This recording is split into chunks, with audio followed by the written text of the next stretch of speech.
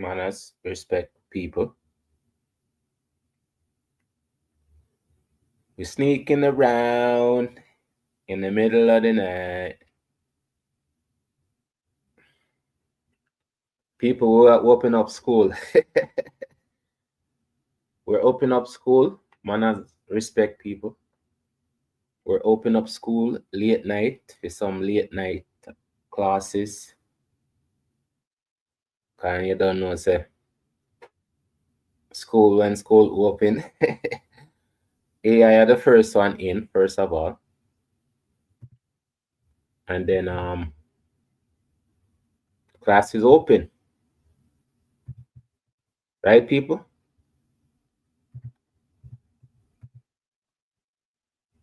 Every time school is open,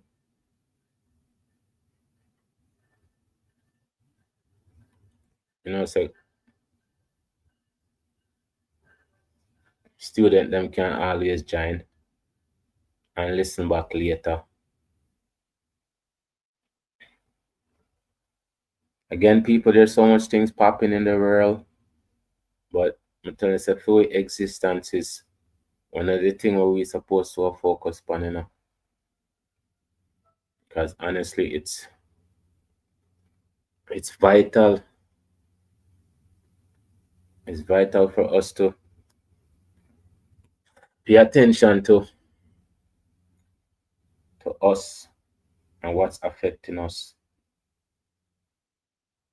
And when we see it, it's like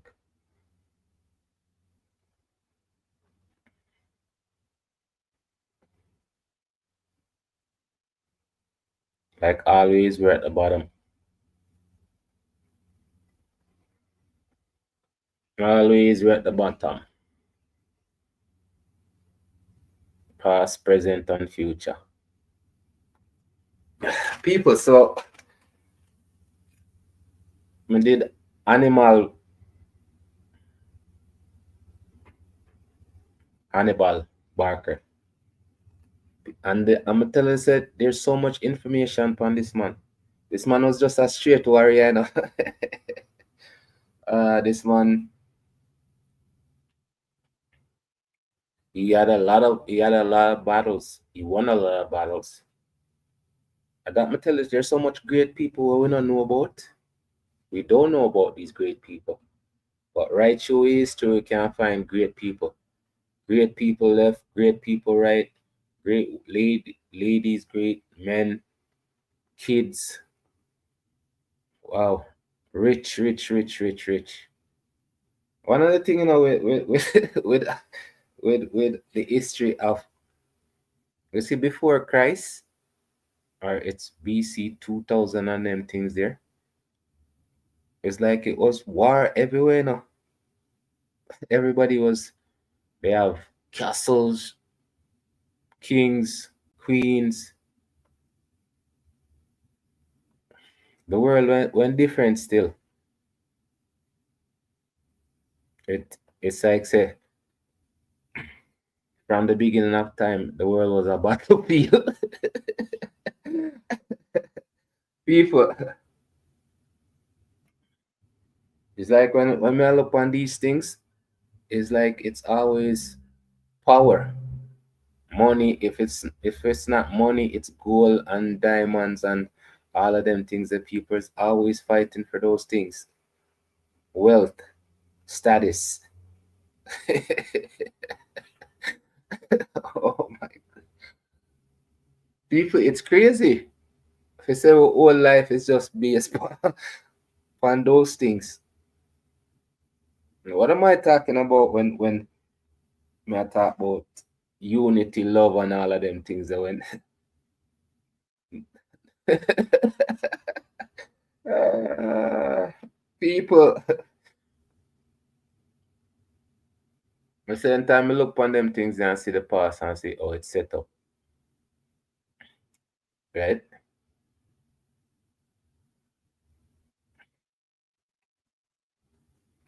There's no peace type of thing. I know it's like it's not like a nation against nation, but you see, pretty much that is pretty much the same thing. Left, right, center, people just a transcend, deliberately, accidentally. It's weird, people.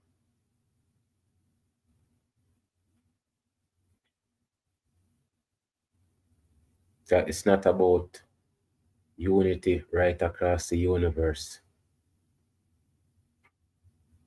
How is that become so normal? That's what I say, even me coming from a country where them are 14, 1500. That's not normal, people. How can so much people, all of them people, them alive, and all of them just a get wiped out year in, year out, year in, year out.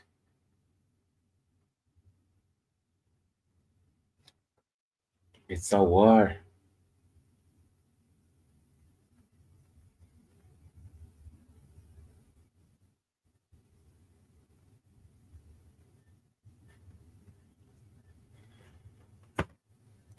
I just something I might think about people because at the same time I look on when I look on Hannibal history and I know I tell you say I'm getting all of this information and it's just and I'm saying wow more and I'm saying wow more and more wow wow wow. I don't know if these stuff are civic or them just history, past, present, and future. There's so much more to everything. There's so much more to what's happening, people. It's crazy. But again, me just I open up book on AI, I give me more information to look at these things and see and share because it doesn't make sense. I just I'm me alone. I understand. Me and AI I understand what's going on. But people then some find well I didn't find it. We keep on saying this fine thing. These information come to me, people, and me just it's just for me to highlight them, right? So one of the people that I say me did um wanted to highlight is well, I can't. Me have problem I pronounce her name. So let me try again. So this is on Uptown TV. This is where I'm find it, and it's Kabu Mahat Kheru. Yeah, yeah, yeah. Kabu Mahat Kheru. Very intelligent lady. Very well spoken. She's an amazing person, people. And she's been doing this for years, keeping people informed on so much things. Jamaica, um, all over the world. And the thing about it is, you see, like our fear channel is not monetized, or she not get paid for her work. But like Muta Baruka, like for them channel, other people take them content and cut it up, and so it become, you know, ad revenue. Yeah, I could use that. That sound better than ad revenue. Yes. So she's talking to this gentleman, people. I'm telling you, say it was um because I'm telling you, say there's so much amazing stuff that we can highlight on a daily basis, right? Other than just the stuff everybody else is highlighting. And again, people, may not say what they're doing is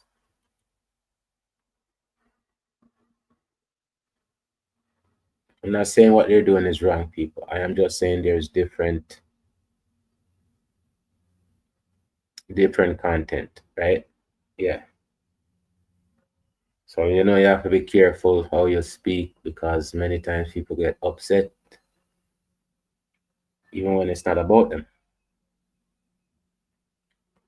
So anyway, so this lady, she's talking to this gentleman. I'm gonna tell her, say, just listen to the story, people. Sometimes I'm tell her, say, no, when other people say the same thing that you're saying, it's okay for other people to listen. I mean, because you could be saying it and people say, well, it doesn't mean nothing until somebody else say it. So our program is like usually 2, 3 hours. But just because she did an interview with this gentleman, we're gonna pick up with the interview with this gentleman. Because again, like her point of view is on so many different levels. Come to a center and you listen to smart people.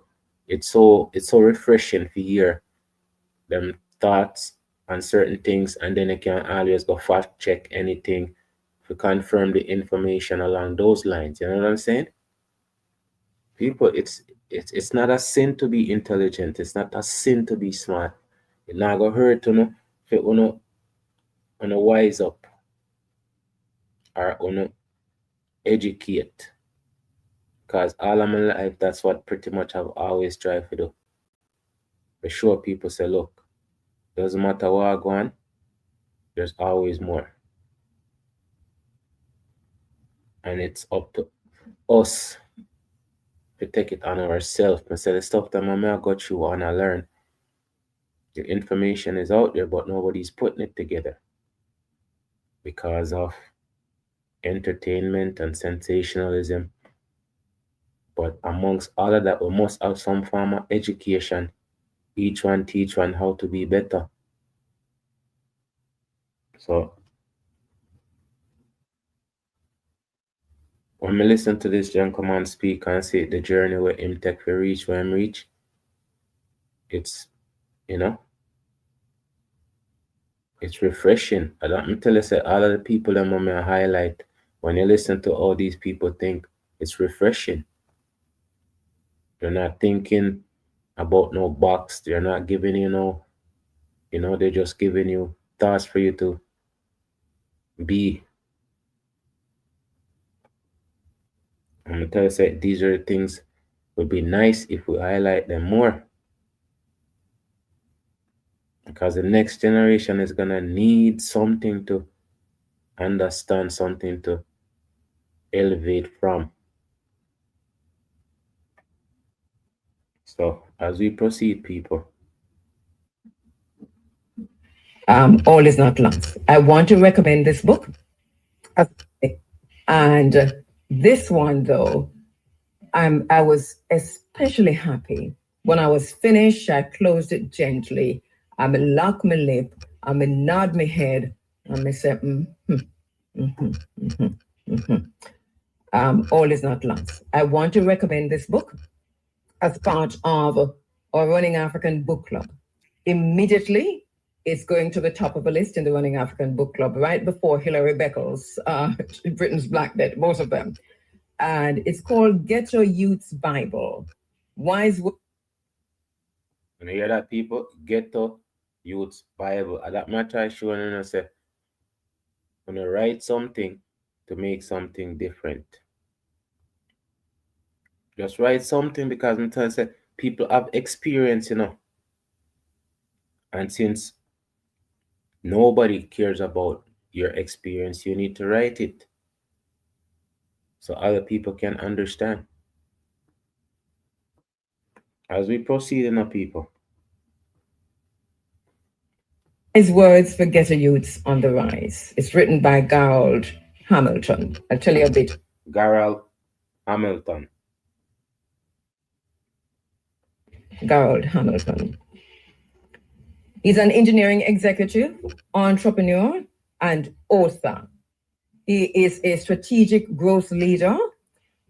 As North America's strategic growth leader at Introba, he drives expansion in healthcare, S&T, I think that's science and technology, mission critical, government, education, and aviation. He led WSP Healthcare, growing revenue from 30 million to 125 million, becoming the first Black person in that role. And we're talking about US now. He's an accomplished real estate developer and private equity investor. He co-owns Hamilton Estates Apartment Limited, Equity Capital Management Limited, and Real Equity Limited. He is also treasurer of NCR or SHE, a fellow of ASHE, and a best-selling author of Ghetto Youth's Bible. Okay, people. That's his credentials, and that may I try to show you, say. And he's a Jamaican, by the way, people. So that's my try to show you, say. There's greatness. There's great more within us. Now we can touch anywhere in the world and see. Africa, US, Canada, Jamaica, anywhere. Are we if we embrace that? Honestly, as we proceed, I'm gonna tell you these programs, people, these programs don't get the attention of them get. So these people is not gonna get the highlight they're supposed to get. As we proceed. He's been named International Entrepreneur of the Year by YCPN and is committed to breaking barriers, inspiring leaders, and elevating the Black community. I am especially honored to welcome Gerald Hamilton, and we'll be calling him Gary from here, to the space. Thank you so much for joining us this morning on the Africa Forum, Gary. Thank you. Delighted to be on it. Looking forward to it. I wish I was in the studio, but I'll do with this just to having the forum, the opportunity to let people hear, and people, for people to be inspired as well, because that's what drives me to pass the baton and to help to pull my fellow men and women up, as I rise, and that's something that I'm passionate about. I am fascinated by your work. I'm fascinated by what I read, but also I've gone beyond reading. I've now watched everything you have online, and I gauged the extent to which you connect with young people. When my 16-year-old daughter, who I deliberately didn't call, but I know she was hearing, because we turn it up loud enough, take time walk into the space and sit down and ask me, who that? You see how you stay though? Yes. All right. And that's the idea with really putting it out there. And it's funny because when I was interviewed by Ian Boyne, about 10 years ago, yes, one of the things that he said to me, he said, Gerald, you don't understand. Your story has to be told. Yes. You have to get it out there for people to hear. Yes. And it's just like, like him talking to me and saying that, help me, to reinforce that belief that, yes, you have a story and people have to hear it because it's important. Yes. And the funny thing is that, like, for me, it's the youths that are at risk. And if they can latch on to and somehow just listen and hear and just take even 1% of some of the the great things you're putting out there, because that's what it is. They don't have to grasp it all, but to take something and say, hey, that I can think like that. I can be this. Yes. I can do this. I can work a little harder. I can sleep a little less. And one of the most profound things happened after that interview is a little girl called me on Facebook. It's just like, and I'm like, who's this?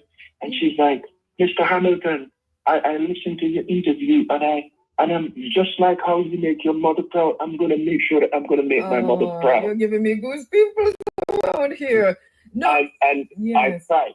Yes. I cried because I'm like, that's what I want to hear, because you want the youth to latch on to it and believe that, if you just work hard, if you just try to stay away from crime and be positive and think positive and having that defineness of thought and mindset. Yes. It can bring you to wherever you want to go in this life. Do you know, brilliant. And do you know where I want to start with you this morning is to start where you are now and to walk back, because this is phenomenal. I mean, obviously you're Jamaican. You have not lost any of your Jamaicanness, or your connect. That me telling the people, there is great people out there doing great things. We just are not aware of them because they don't get highlighted the way they're supposed to get highlighted. One more time, as we proceed. People doing the whole thing, but you remind me of, it might have been Alexander Pope or Shakespeare, one of them, who talked about if you can dream and not make dream your master, if you can meet with triumph and disaster and don't treat those two imposters the same, if you can walk with kings and don't lose the humble touch, then you are a man, my son. And every time I'm right through the book, this is what I thought. As I read, that you have walked with kings, but you haven't lost your humble touch. So let's start with where you are now. We just said you're an engineer and you're an entrepreneur and you're an author. What do you currently do? Tell us about your company and where you are at this time in your life. All right, so I'm a mechanical engineer. I did a degree in civil engineering and a master's in mechanical engineering. So, but I actually specialize in mechanical engineering, and that's how I started my career. My current position is what you call a strategic growth leader. So that's meaning you're growing something. A company decided that they want to grow a global company, and they decided that a Jamaican Black person who's the first in that role is the person that they need to grow their firm, because they've done it with in a similar capacity with one of the largest engineering firms in the world, WSP, who has 80,000 people worldwide. So they saw that it was fitting, and they brought me on to do this. So I lead all markets with this firm. The firm is actually called Introva. It's owned by international firm called the Dar Group out of Saudi Arabia. And Dar is about 40,000 employees. So, it's still a pretty, very, very large company. Mm-hmm. So, one of the not to say that the challenge of the work, but I do have to travel a whole lot as part of my job. And, it's funny, but my job as growth leader is really to keep my what you call sector leaders. So all the sectors are, I talked about healthcare, science and technology, mission critical, which is building data centers, because of the amount of data that's involved now. Those are multiplied, and billions of dollars of data centers, are being built every day. Government, that means anything federal in the U.S., whether it's hospitals or government buildings, where we do the design of those as well. And also higher education. We do a lot of clients. Harvard University is one of our big clients. Yale is one of our big clients as well. So whatever science buildings, whatever dormitories, education buildings, also those are some of the stuff that we do. Okay. But one of the thing that we're passionate about also is really what we call living systems, because we want to make sure that when we're designing these buildings, it's environmentally friendly, and we're being sustainable in our approach to sustainable development, to make sure that when we do this, and when we're doing these buildings, we're making sure that we're implementing a whole lot of ideas and that can push the industry forward, and making sure that it can take care of itself. Mm-hmm. It's not burning too much carbon. It's not burning too much electricity, so that there's not a lot of waste, and making sure that we also are regenerating and creating, energy as part of most of these projects that we're doing as well. So if it's solar, we're doing, so that's some of the stuff that we do. Okay, hang on for me. Let me take a quick break and come back. And I started there, Gary, because I wanted our listeners to understand that you are now at the pinnacle of success. But for you, it was a challenge that you embraced every step of the way. So let's take you back now to where you started in Westmoreland, in a little community nestled between two cemeteries, but which is also known in the way Jamaica identified places as a ghetto. When I read it, I said to myself, I'm in the media a long time, then ghetto really there, Westmoreland? People, that me okay, me no okay, and I ghetto. Me no know where there have to be ghettos. Like I me not understand that, you know. It's low income housing pretty much. So me not see why it has to be always considered ghetto. Like the people them talk about, you know, it's everything trickle down to the bottom. Jeez. Uh, so even changing the name from ghetto. Like I know it's not paradise, but why does it have to be ghetto? That's one of the questions I'm asking. You know. Why does it have to be ghetto? That just that word alone, you know? And then you're calling somebody that. Jeez, people. Abuse every day, you know. My goodness. As we proceed. So is ghetto a place or a thing then? If you're gonna call a place ghetto and you're gonna call somebody ghetto, is it a place, a thing? As we proceed, people, I'm just saying, just the word ghetto. That's all. In the media a long time, then ghetto really there, Westmoreland? Yes, it is, and still there. You know, to be honest, still there. And you know, one of the things that I always say, that I prefer, you know, faith over fear, because I fear nothing. I've grown up between two cemeteries. So the fear of nothing that you grew up with and stuff and everything. That's that was the worst fear, and I had no fear of that, so because it's where I live. I'm trying to understand it. Yes, So what's the name of the community? Charlene. It's called Charlene. Coming from a Charlene temple. And Charlene. Okay, all right. So that's a good name. So why call it ghetto if it named Charlene? Charlene ghetto. People, sometimes I don't know. We just say, right? As we proceed. But you came with a better example. That's exactly where it came from. It's from the movie Charlene Temple that it was named after. Yeah. You know, so but that community, to be honest, I was saying, you know, I would tell anybody that you know, there's always a situation in which, you know, when you're from that situation, you can succumb to the, you know, to the happenings, you know, to the crime, you know, and violence that are predominant in those type of communities, and still is. You know, there's not a lot of, you know, mentorship that you see, but you know, the community was close knit. And even though there was the tears of all right, you see, even community, the man called it community, it was close knit. So why does it have to go back to the ghetto thing again? So it's the name, I'm telling you, so how we talk, how we think, how we act. Past, present. Is it the future? Question. We have to start question all that too, you know. Does the present have to be the future? Because you see people like them and them people are fight to change it in so many ways. As we proceed.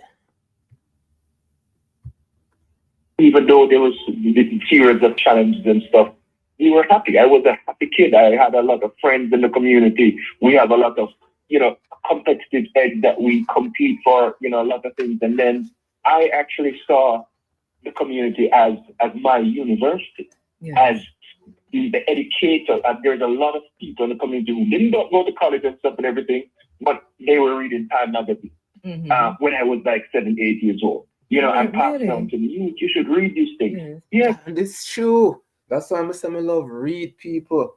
This is why I love reading so much. I love reading and I love writing. Just because I can't write good, right? It doesn't mean that I not love write anyways. But reading, I keep on saying, is so important for us to read.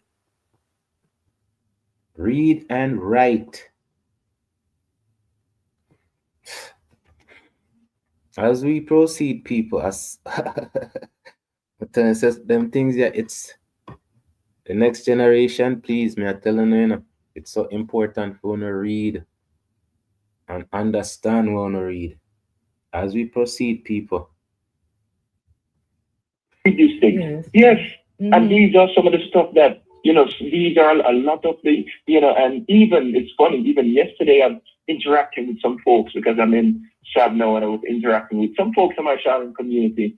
And, they were the same in terms of challenging you and telling you, and they were saying the same thing with people. One of the guys, somebody said, this guy's always telling me that we can't do this and that and everything. And I'm like, it's funny because that's exactly what he told me. But I took that as a charge to make sure to prove him wrong.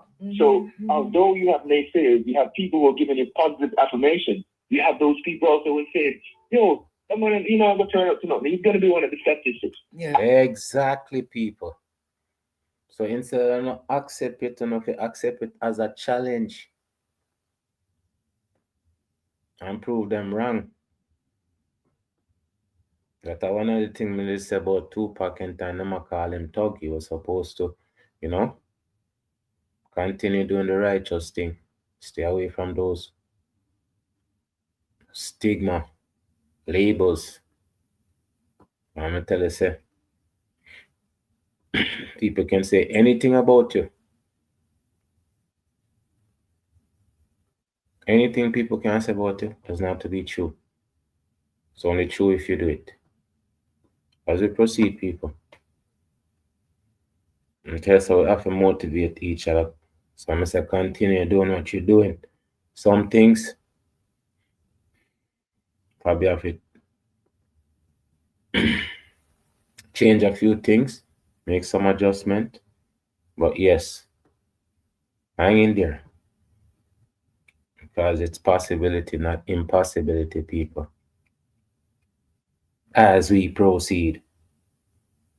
Statistics. Yeah. And all those stuff and everything. It's just like I took all the positive affirmation, but also I took all the negatives and converted it into positive because I'm saying, okay, if you say that I can't do it, I am going to do it. And that's been my career and life in terms of, like I could, or I would say mute the naysayers, but also use what they say as motivation to show them that I can. One of the things you talk about in the book is in that early life is how much time you just spend in the cemetery, but what you did in the cemetery. And also, because to you, this is where you're growing up, a community nestled between two cemeteries. I am going to, what you've made me do now is to book a time to go look at how this community is set up, because I can't figure it out. But you say Charlene is still there. The people of Charlene, I'm sure, listening this morning, and I want to greet the youth and the community of Charlene who are listening into the program this morning. Westmoreland all the time tune into IRFM 100%. So we thank you for listening in.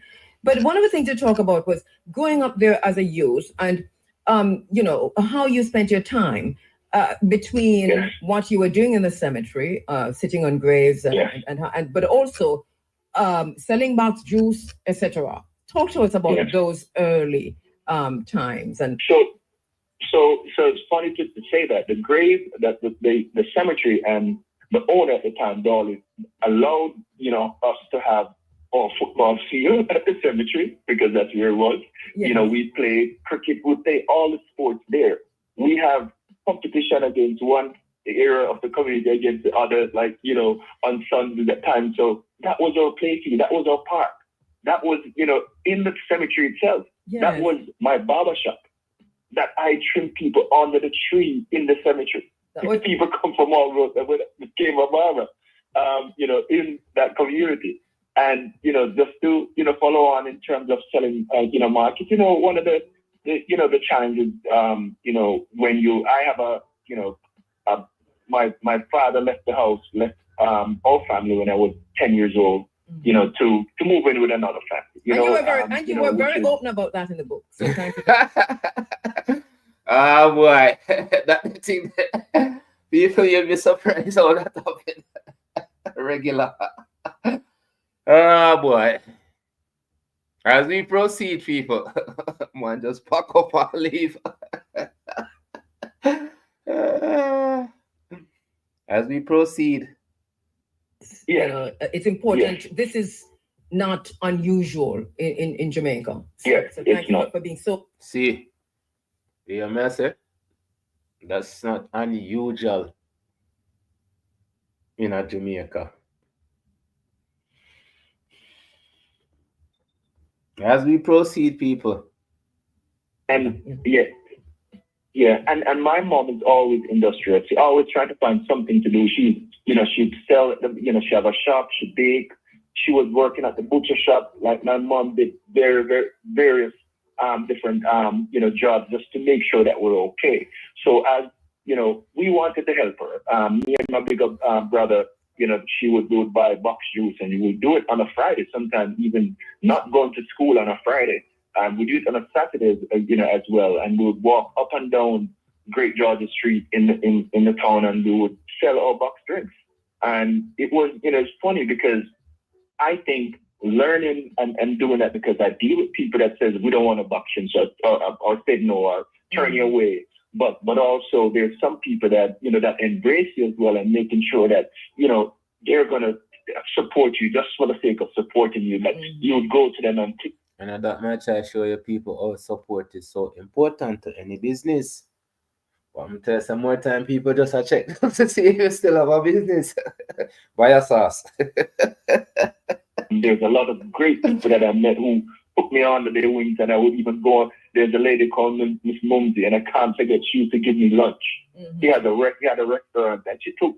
So there's always these great people, and that's why I say it was a community. It's a community that helps out each other. People, community living. That's what we used to. And them they're the sweetest time for you, Just knowing to somebody, boy, I got your yard. Ah, boy. Yeah, people, just it's, I love, same way, so.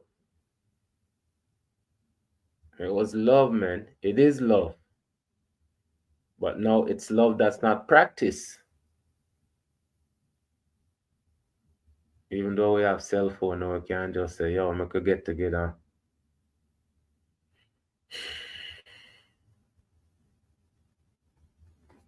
I'm telling you, that times did nice before enough people. Actually, I don't know times did nice. And so I'm telling you, once them say, being poor is a crime, Antonio and criminal. They said being poor is a crime. So Antonio and criminal. So that means if you not have money, you can't. It's sad, people. But I'm telling you, as we proceed, right?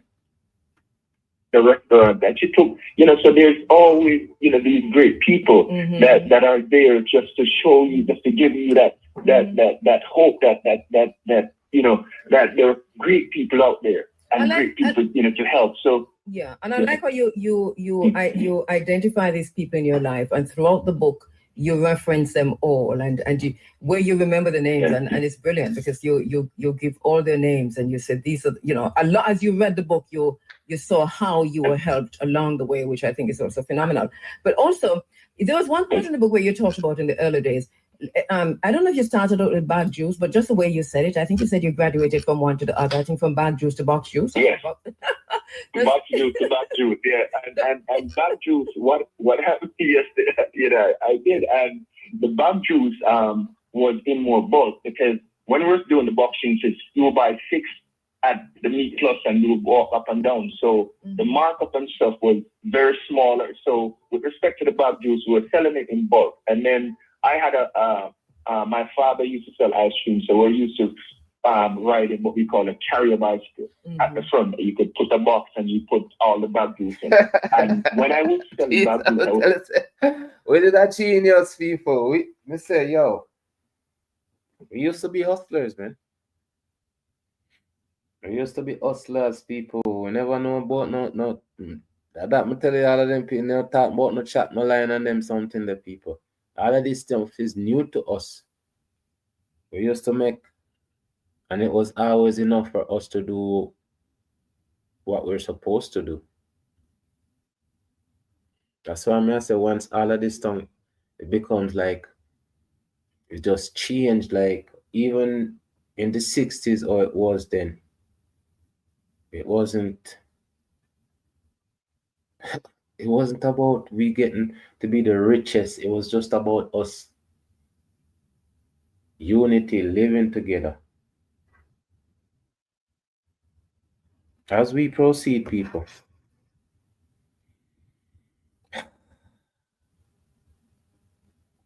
Bag juicing. And when I was selling bag juice, I was selling in the market, in Sablamar market. So I would park, at the front, and people would just come and buy bag juice. Yeah. And so that was something that we did, that I did for a number of years. I was, I was good at it. Well, I know. Responded. It was a graduation. Yeah, people responded positive. Yeah, yes. but you and I think. Yes, go ahead. But it's so funny that I think that all those experiences actually helped me and mold me into, the type of engineer I am, because a lot of people would say, you're not a normal engineer because, you're a people person. You speak publicly, you're good at doing business development. You're good at doing all these interactions with people that a normal, engineer is not good at. So that's enough about engineers that could. So the people want to say, yo, my youth, you're great. Thank you very much. People, that's what I'm trying to show you though. How you speak to people. You can get people's respect by how you speak to them. The moment you start disrespect a person, trust me, there's like the very fact that you disrespect them, even when you apologize, the disrespect is still gonna be there because that's their first. Manners, respect, people. Happy birth month to all of Mr. Yellow, Miss Yellow. Good morning, good afternoon, have a nice day. If you don't have anything good to share, you can always share a smile. As we proceed, people. Engineer is not good at. So these are the experience that you learn from. You don't know. You don't know that you're planting these seeds, early and use them as a fuel. And that's something that even with looking back, I'm like, man, I am so happy. Yes. I am so happy that I was bold enough to say, yes, my mom said, go and sell back shoes, and so I'm going to sell back shoes because those are the stuff that built. And you talk about that experience too, as you selling the market, which was moving up, and but that how you were, was it barefooted, and that there were other of your peers who would come in and see you, and how you felt about it, and there are times when you would literally hide. It reminds me of when I used to work at the post office. That when my friends came back from school, it was a holiday job. It's like you feel a little embarrassed. But so you said, so this was a little embarrassing for you, but it was also part of the going through the fire, but being hardened, but coming out as gold, in other words. That's right. And, and that's one of the things, coming from a community like Charlene, and then, going to marine school and interacting with people who are better off, like in life, in terms of what they can and what they show. It puts you in that, in that pilot, because you feel like you don't have enough.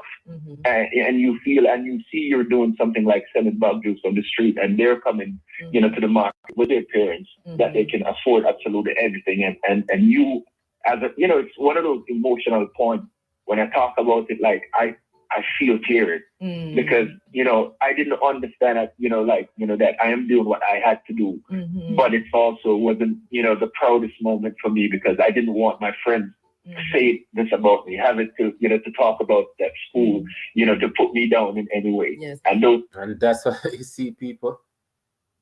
And that's what I'm talking about, people. Jeez, man. The burden, people. just what other people think about us. Just that the burden alone, sometimes it's overwhelming. And it's something you take on for yourself. That's why I say we judge yourself the harshest. That's like that's the man being honest about how I feel and how other people are. Because I don't see how that is something for you bug somebody about. How is that become? I'm telling you, just like how kids think, that's how many people think, Just like how kids think.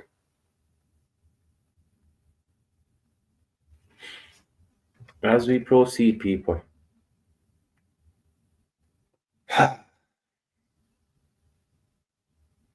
To put me down in any way. Yes. And those are, Yes. but that's, those are some of the stuff that drives you as well, Yes. because it's, those emotional, stuff that shows that we're vulnerable. Mm-hmm. And we just have to build that strength and resilience. And that's something that I built by doing that and help. Well, understand though, but if I'm vulnerable, you're vulnerable too. If I get hurt, you get hurt. So how is it that you feel that you hurting me, right? You can't be hurt. Or you're gonna pick on somebody. These are things people tell say, oh humans steal, So I'm gonna say the people that hurt other people and things that they can't get hurt. Cheat people and things that they can't get cheat. How is it justifiable though?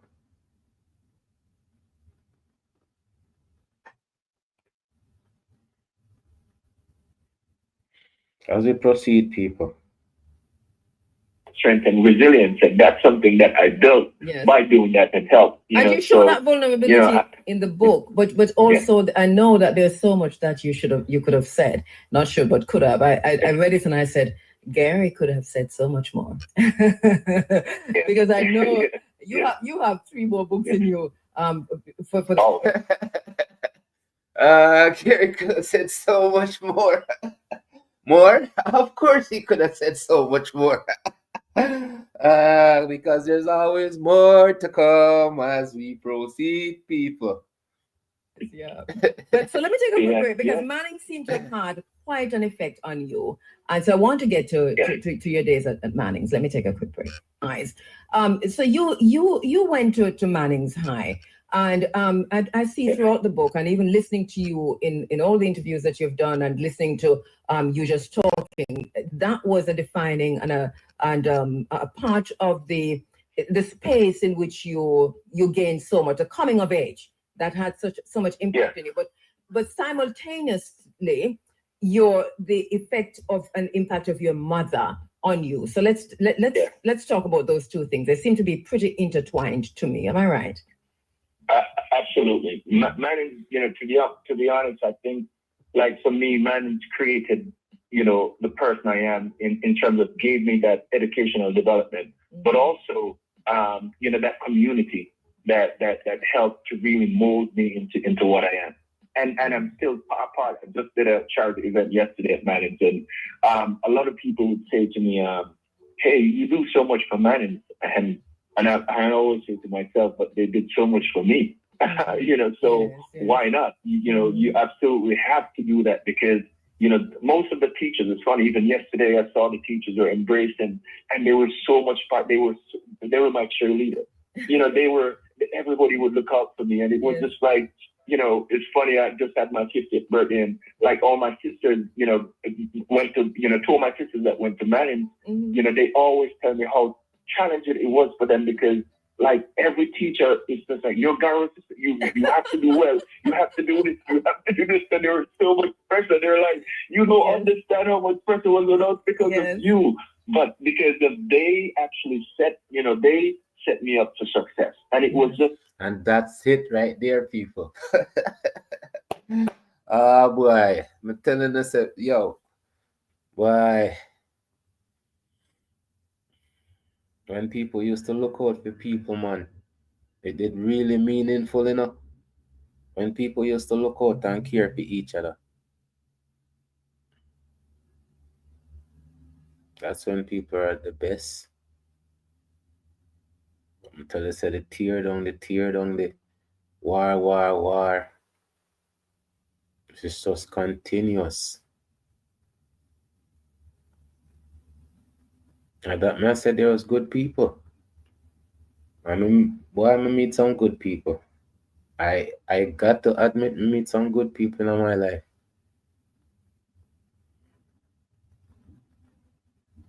And them always have your best interest at heart. That's the thing with good people.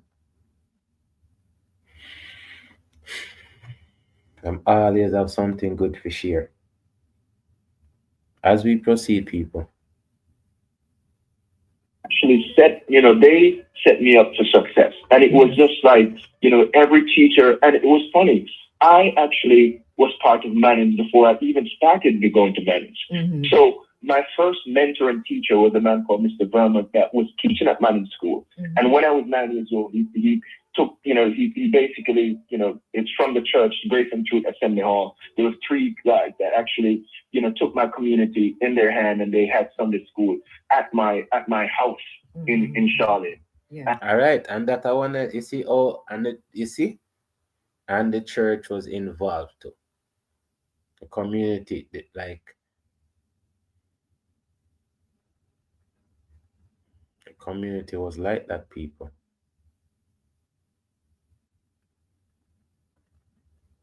As we proceed. Part of that, he picked about 3 of us, and he every day would go to his house and he'd do practice questions to prepare for the common entrance exam. Mm-hmm. So, and he was a maths teacher. So, like, he teach me chess at 10 years old. So everything like so. And teach him chess at 10 years old, people. I'm telling you, I play a little bit of chess, but trust me, I'm not that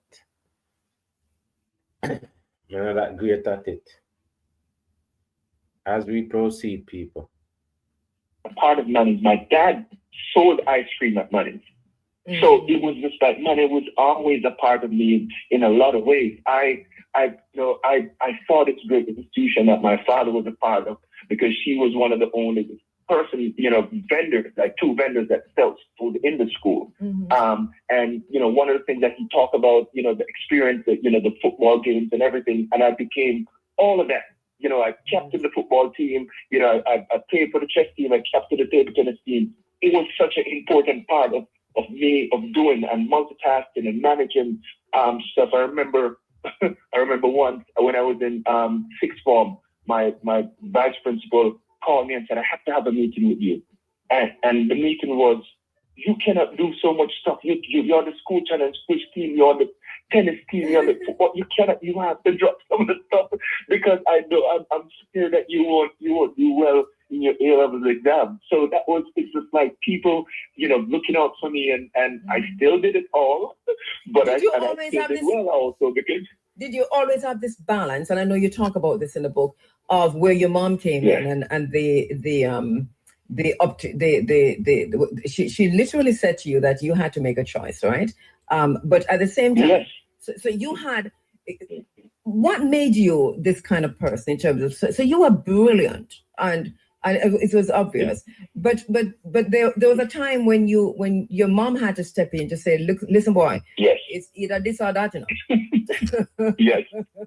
And one of the things that youths, we get carried away by our passion. So my passion was playing football and playing table tennis. And I didn't realize there was first on there that I had to study hard and stuff, because it came naturally to me. I wasn't, so I remember the first exam that I did, my mom has to come for my report, because if you do bad, your parents come for your report. Mm-hmm. So it's not, nowadays, parents are come for the teacher.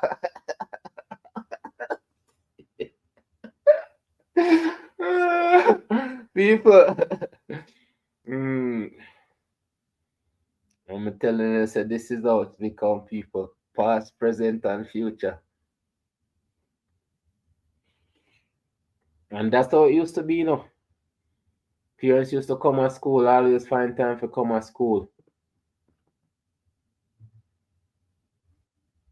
But then, well, it's like, it's different, people. It's totally different now because a person now take a day off of work. It's true, people. It's become.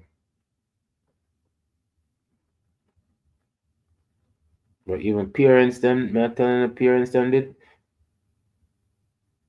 no nonsense parents. They were strict, but they were right. It was necessary. As we proceed, people.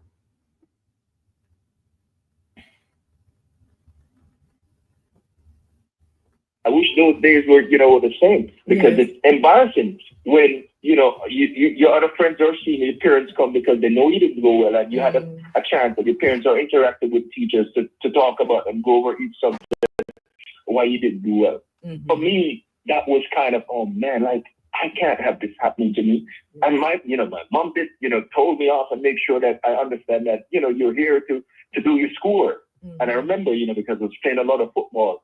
So I remember she said to me, listen, you have to remember why you're here. And you listen, I am gonna tell you for no football or anything until you get your grades up. And it wasn't that for me, that's not what I wanted to hear.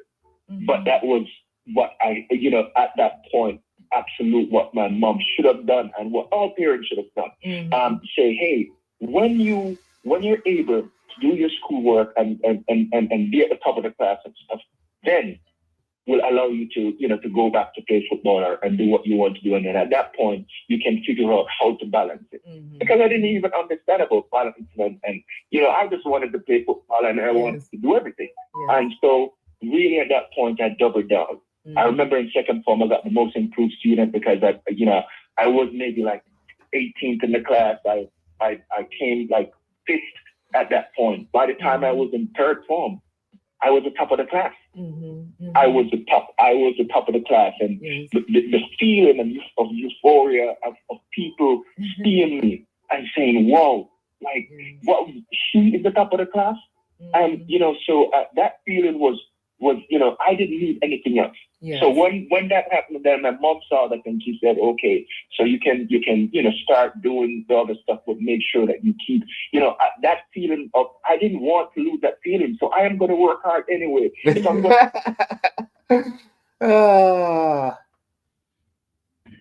No, people, animally for likes. Tap up the screen. People, that may I try to show you we were like, we had goals and we had people around us to keep us straight. As we proceed, people, I'm telling you, say this man, I'm gonna do a part 2 and then find out in biography and stuff like that. I'm telling you, say, I was just listening to him and just listen to him story and see. Again, these people, they're just they're highlighting themselves. Right, people? Them just highlight themselves and because them great. As we proceed. That feeling. So I am going to work hard anyway. If I'm going to play football, I'm going to make sure that I understand that, the work, the schoolwork is first. Anything else, you do. Yes. And your mom herself didn't have, what was it? It was up to primary or secondary education. She didn't have a formal. Well, she went to, I didn't have, my mom stopped going to school when she was 14 years old to be a household helper. So she didn't have the education. Yes. But she wanted that for you, though. Question. Yes. And the funny thing, somebody asked me, said, how did your mom know to push you in that direction and wanted to have a university degree and all those stuff and everything when she didn't have it? But I tell you something, my mom was a helper for my family, some of my family in Spanish Town, in some city. And their kids actually went to university. One, at the time, one is a registered nurse down in the States, but they all matriculated to university. So, so you see, learning, understanding. Got me saying, you know, if you go to school, I'm not saying you don't have to, like, you shouldn't go to school, but to learn and to understand. This lady, she learn, she understand, she learns it, right? All of them people, they send them kids to school, go university. She understands it. Once they go university, a better man for them. She also want good for her kid.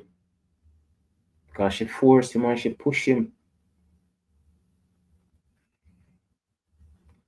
She have vision to see what the outcome will be. Not just for the kids them will do it, but for fear kids too. As we proceed. The registered nurse down in the States, but they all matriculate to university. So I think, I'm just saying, from that, I think that's where she understands and saying, hey, this is a way for my family to, pull themselves up for the bootstrap, and education is the equalizer. If I can get my kids educated, then I will give them a chance. And I realized, I'm like, that maybe, wow, because she wanted to make sure that I remember I used to sit down to my brother, for my mom, at that time, beating my brother to read. Yeah. And I'm like, I'm not taking any beating because I'm always afraid of me. So but then it's a beating and everything, people. There's always some, what I say, beating if you're late, beating if you're feisty, beating if you not study, 2 times table beating, ABC beating, late from school beating, I'm telling you, discipline left, right, and center, people. What I'm telling you, yesterday we talked about it. There's no discipline nowadays. And them pick their finger there right over the 9 button. They never have to press it before you hear knock your door. Trust me. But it's funny. Them still create no confidence them in a jail and they do something wrong. As we proceed, people. Always afraid of me. So I make sure to read before we get beat. That worked. Definitely that worked. It was good, but but she just wanted that. She wanted that for us. Yeah, but so eventually you did so well at school. You talk throughout the book and even in your because this is Ghetto Youth's Bible. It's a Bible I'm holding in my hand. You really talk about how you can the importance of overachieving, putting in more than you need to put in. You say this is important. Do not sell yourself short. Don't just do enough. And you said this was your own way of approaching things even in high school. We see you did that because with the amount of subjects that you came out of Manning's with. But elaborate on that for me. Yeah. So one of the things that I and that's what I said, the feeling of euphoria, to be on the top, to be good, to be recognized. I realized that, to get the edge, you have to, I call it, you have to overdo it, which is one of the commandments. You just have to just give it your all. And in order to be the best, and actually, I was one of the best table tennis players, like in the Westmoreland. And, it's just like how I did that is making sure that I'm prepared. I'm training hard. I'm doing all this stuff.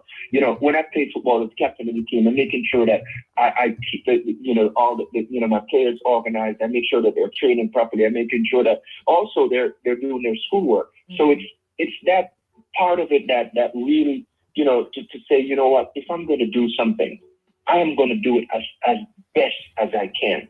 So, it's funny. There's something that I said even to myself now. Is it really balanced? Because I'm saying it's more integration. It's making sure that whenever I lend my eyes or put my hands on something and I'm doing something, I'm going to make sure that I do it to my utmost best. And that's something that I think that's extremely important. Yes, people, and listen to this man attitude, people. That much I show you, say, no. In a many situation, it's tough, people.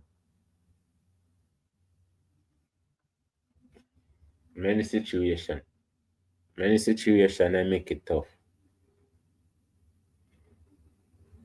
But see, at the end of the day, are you win or lose? Depends on how you look at it. As we proceed, people.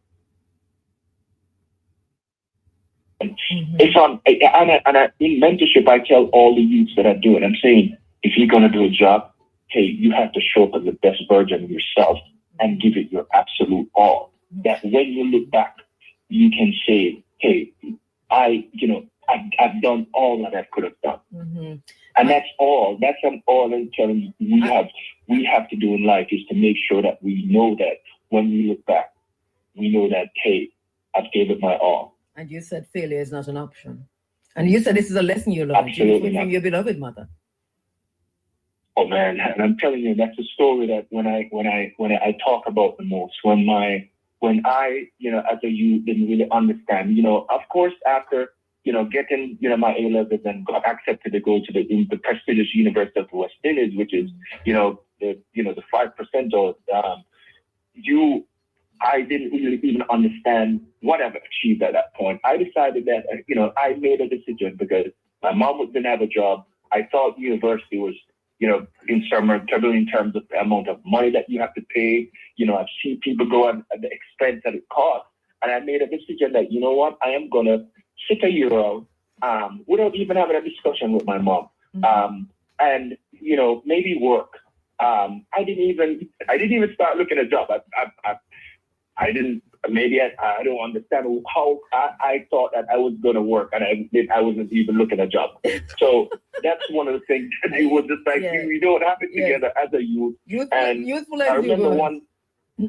Exactly. When I came in one day from hanging out at a football match, my mom said to me, listen, my mom came in and I know I was in trouble. Yeah. She said, what exactly are you doing? What are you trying to do?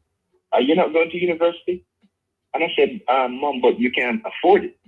And she said, listen, whether you like it or not, you're going to go to university. And I didn't even have a choice. My bag was packed. At that time, we called it the grip because I wanted grip. Yes.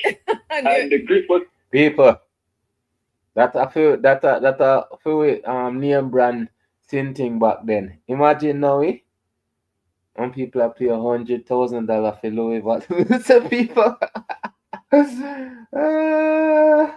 we couldn't even make a don't see me now.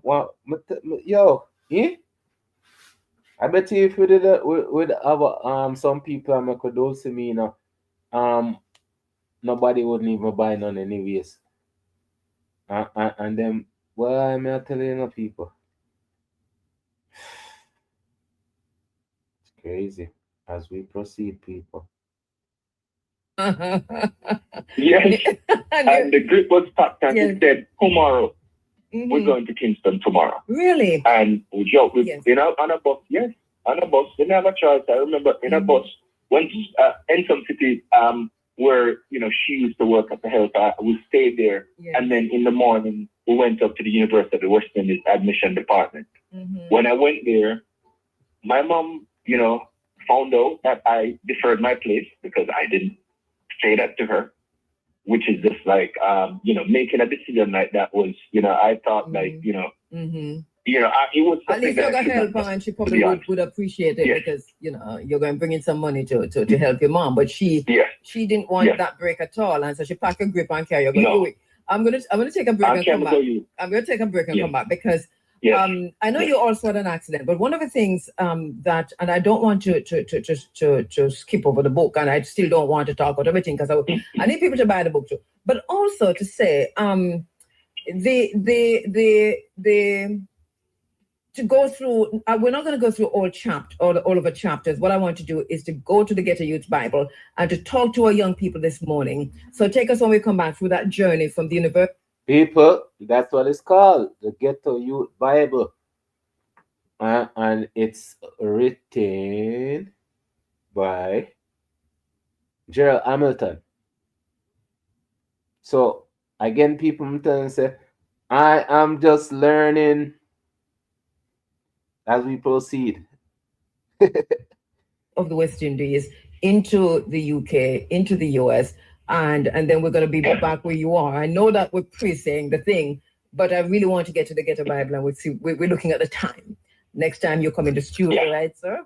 All right, let me take a break. Yes. Let me take a break. At the Fortune 500 level or Fortune 2, Ghetto Youth's Bible is his book, Wise Words for Ghetto Youths on the Rise. This is a brilliant entrepreneur who has done so well out of Jamaica, who has not lost his connection with Jamaica. Everybody at me now are getting a barrage of things to say. It is not Alexander Pope and it is not Shakespeare. It is Rudyard Kipling. And the poem is If. If you can walk and not lose the common touch, then yours is the earth and everything that is in it, my son. All right. So there was an accident leading into you going into university, and it seems to have been really a serious accident. So I don't want to gloss over it. Talk us through that period, though, of going into university, how that defined you, the University of the West Indies, and then take us, and then we'll continue through to your overseas journey. Yeah. So I if someone would ask me what was the turning point of my life, I would say having an accident, when I was 18 years old. I remember a lot like it, it's June 18th. I was actually on break from Mona because I did my first year. June 18th, people, Gushy month. My favorite month. As we proceed, people. And I got accepted to do civil engineering in Trinidad. So that summer was supposed to be my first trip overseas. I got a U.S. visa, and I was going to Miami to see my uncle. And the morning before the flight, I didn't have a suitcase or anything. The grip. I don't think the grip was good enough to go on the plane. No, that didn't go work. So I went. I went to borrow a suitcase from one of my school friends because they traveled a whole lot. And my brother used to work for Tanker Bikes Rental and used to ride bikes. And when he used to take home the bike and stuff, he would show me how to ride it, and I obliged and learned from it. So he lent me the bike the morning. I was on the bike with my friend was on the back. He was holding the suitcase coming back. I was maybe about 200 meters from my house, coming around a corner that I navigated a million times. And, it just happened that day, this was the day that I wasn't going to navigate this corner successfully. The bike slid and we had an accident. My friend was okay, but I actually fell on my kneecap. And my kneecap was split in two. That was the most pain and the most painful thing. I remember my friend, Donovan Baker, can't forget, he lived up the road, and for some reason he was the first one there, or maybe the first one I observed because, I was out of it for a little while. He took me up, and I remember he said to me, "You okay? Are you okay to stand up?" And I said, "Yes, I'm okay." And the moment I said that, he let me go. I actually, passed out because my knee gave way. And, end up in the Savimar Hospital. And, at that time, hospital didn't have an x-ray machine. So they didn't do the x-ray. They couldn't do the x-ray. They sent me home. People, not shit.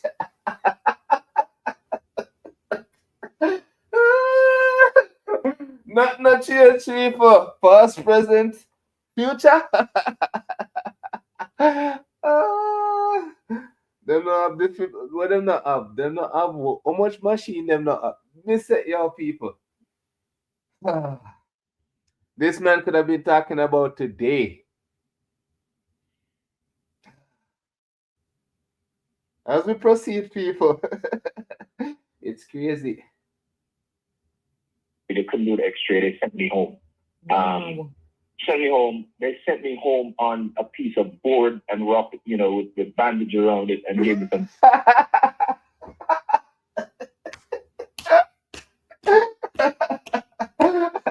A piece of board with some bandage on it.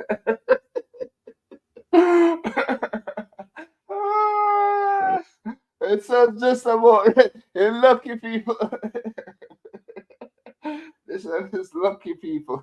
As we proceed, in lucky, get a piece of board. No, sir.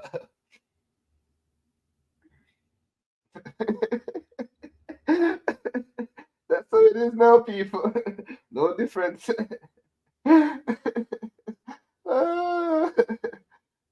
It's probably even worse, people. Why? Because then people have the money to fix the problem, but then people don't fix nothing. As we proceed, people. On a piece of board and rock, with the bandage around it, and gave me some painkillers and said, I have to go to the back to the hospital the next day. The X-ray, which is crazy. Yeah. If you think about how crazy your kneecap is split in two, and you're sent home. No you know, wonder which you is work. just- No wonder you're building hospitals left, right, and center. Exactly. I'm telling you, it's no coincidence. That's what I was thinking.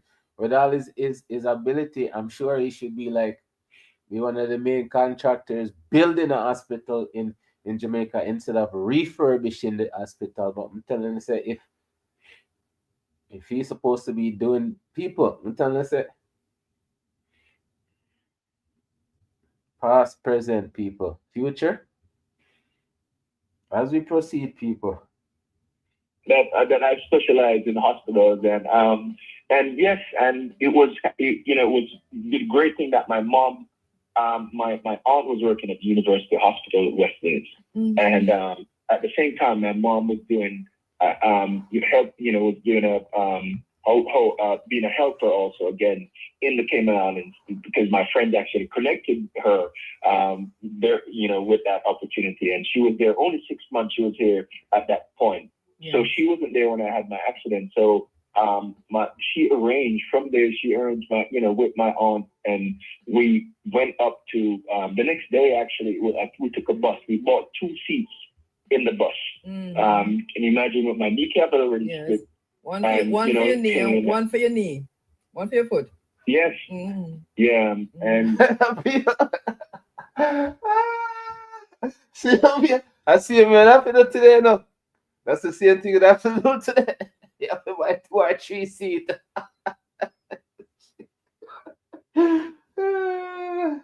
Because again, no ambulance. Or if they have one ambulance, trust me. It's people. Sometimes people, I'm telling you, say, when you look at it, life is not supposed to be this way, people. I'm serious. There's no way people have trillions of dollars. Trillionaires, people, and 5 trillionaires can come and buy and make a hospital. Like, hire the people, them state of the art people, them to build a hospital.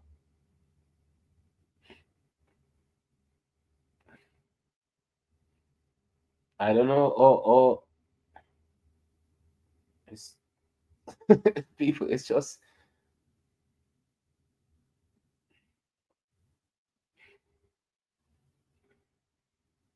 okay. All right. Even the Donald Trump situation no go on, right? How comes me not see nobody gather up fund be like pay a lawyer fee, hire some lawyers? How comes they not have like a a team of entertainer with millions of dollars, like 10 entertainer hire like 40 lawyer to put like a lawyer war team together to fight against them people.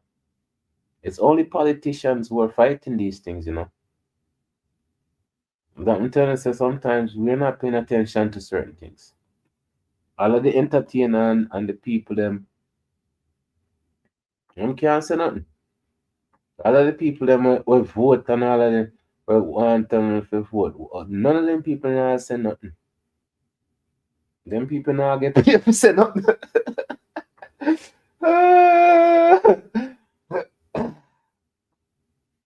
People, all I'm saying is just what I'm seeing as we proceed, people. And we went straight up to the university, that was in the hospital, and I went straight into surgery because she arranged, she said, because of the nature of it, you have to get it done right away because infection, will, it's going to set in. So I had the surgery. We thought it was a successful surgery. They sent me home after 2 days, only to wake up the same night, with in excruciating pain. And, by it was dawn, I could actually, see that my calf, my pristine white calf was red. People. It's not funny, people, what I'm telling you. Past, present, future. Because I'm telling you, the horror story where you hear about the hospital them nowadays, this is the same thing, people. Not cheese. Cheese, people. Nothing not change. There's so much horror story with the hospital, them same way. So this a man, yeah, I tell you, say, if you close your eye, you could hear like say that happen today, people. Nothing not change. Every experience where this a man I got you, right now today in a 2025, them things are happening in all of them hospital. People got them hospital and them no leave. Hello, hello. Hello, Monica, how you doing? Thanks for stopping by. We're listening to Gerald Hamilton. I'm telling you, say this I wanna talk about something that happened before in the past, but I'm telling you, it's all like say it happened today. And just saw that when I had to go back to the hospital that morning, and they found out that it was infection. Infection set in, and I had to do 10. I had to do 10 different surgeries at the hospital. Oh, people! Oh my goodness! This man is telling a story, people. I'm telling us that it's so funny things not change. It's so, how is it that nothing changes though? Absolutely not change, Because I'm telling you, I did feel like say it's a loop. We are living at a loop. But it's just nothing changes. It's the same thing. Generation after generation after generation, it's the same thing. Because the people them much are refurbished, one hospital them are refurbished for so long, right? Them have booking up so them people they just for the other people them build some brand new state of the art hospital, right? And them people, yeah, it's the same thing, people. Right through history, it's the same thing. Next 3 months in order. It was just like it was. I remember. It's a disaster. When this someone have him injuries back then, it was a disaster. Then I'm telling you, say it's the same thing. Absolute, people. That's why I'm telling you, it's so important, but we don't pay attention, people. It's not gonna change because we don't change it. It's we who don't change it. They don't have to change it, If they can get away with it for so long, right? What makes you think they're gonna change it in the future? That's just the question, What make you think so they're gonna change in the future when they've been doing it for so long and they get away with it for so long? It's the same playbook, generation after generation, people. I remember the sixth one. I was going into the surgery, and all the folks in the hospital were crying. Like all the patients were crying for me because they're like, man, like how much more can this youth take? Like it was that and you're 18. challenging and tough. 18. Yeah. 18 years old. You've had many challenges. You said this was a defining moment for you. This accident. It was. Yeah. It was because it showed. I wanted to get out. I wanted to go to university. I wanted to do my engineering. People, that's it. Of course, it got tough. You got the same hospital over to solve the same problem, and then can't solve it.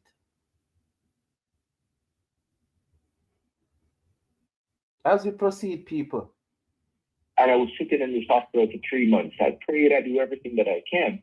But when I realized that, I remember I always tell people that I found family the whole way to get myself discharged out of the hospital because I decided I am going to Trinidad. And so I told a story. My doctor was going on vacation. So the moment the next doctor came, that he was going to be there for he was going to be his deputy for the next 2 or 3 weeks. I told him that my doctor said I was going to come out of the hospital next week. And he's like, okay, well, let's check and see the injuries. And if it's healing up in the next few days, I'll discharge you. I'm like, okay, that's good because my other doctor wasn't even thinking about that. But people, film doctor never think about that, And look how easy for you can between the two doctors, because the doctor they never check with each other to see if everything is okay. Nothing. He might just go on vacation and go about him business. I'm telling you, say it's a sad state, people. It's crazy. I just put it out there.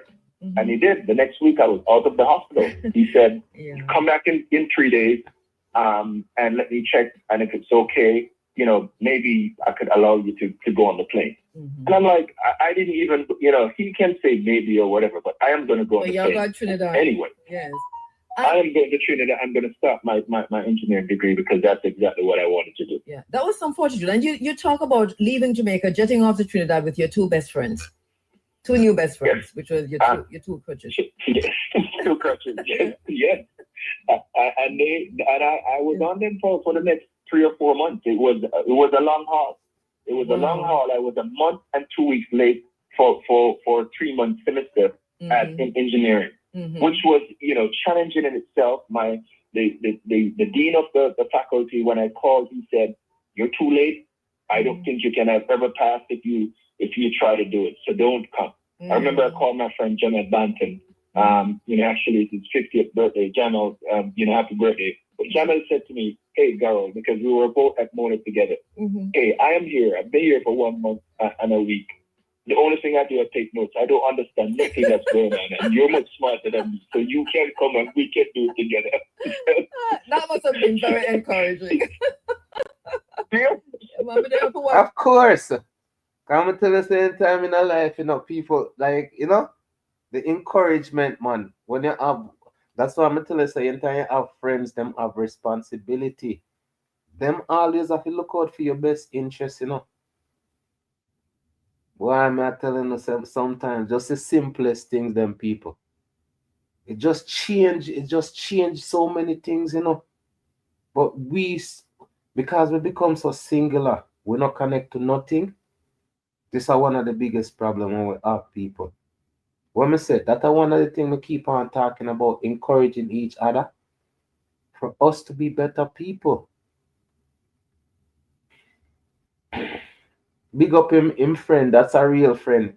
As we proceed, people. And that I'm trying to show you, right up to the top, you have to remember your story of how you've been through it, though. You know what I say? As we proceed. For 1 month, man, I don't know nothing, boss. Come in, man. Come in. Straight up. I love it. I love Yeah, it. I love so it. I love it. yeah, and and when I went, they embraced me. They took care of me. All I was on Canada Hall, and Yes. they rallied around me. I got my notes written. I even hopping on my crutches. They helped me, to get to classes. They everything. It was just such a community of folks that's helping, and just it really just actually showed, that people care, and that's something that. See, man, how that may I tell you, it's sure when people care. That all should have been one of we hashtag them, show when people care. I'm telling you, say, because when people don't care, it doesn't show. How? I say that that is something when it's like you need for just right on everybody mirror because people don't understand. This not the man talk about the hospital, brother, and at the same thing I go on at the same hospital, them see it. One thing, at some brand new hospital, them build up and then things are going.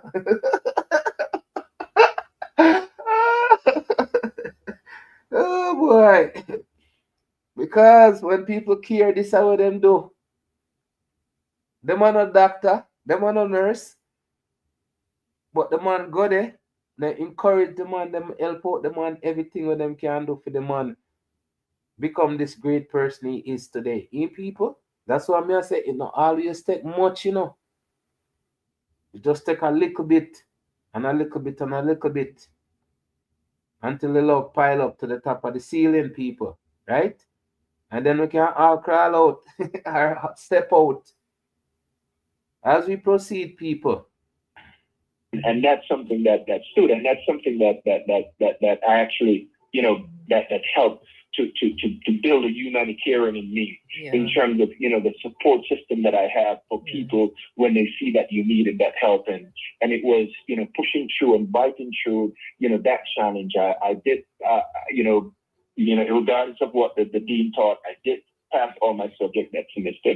I did. And that much I show you the critics. That the dean they don't know this man, but this a dean I say, boy, you know what? Nobody come. Maybe because them see 100 students come before this student and them never pass. But just say, okay then fine, come make we see what I go on. The man say nobody come. But one brethren said, bossy, forward. Boy, I'm not telling you so. So this a man a dean. So which one of them are really the dean them? Rewind. It's Sunday night, people. School is open. I'm telling you, say, yo, I'm not just pull up a chair because it's always class. We must always have class. Anywhere we go, we must always have class. Because sometimes school is closed. But not tonight, people. As we proceed.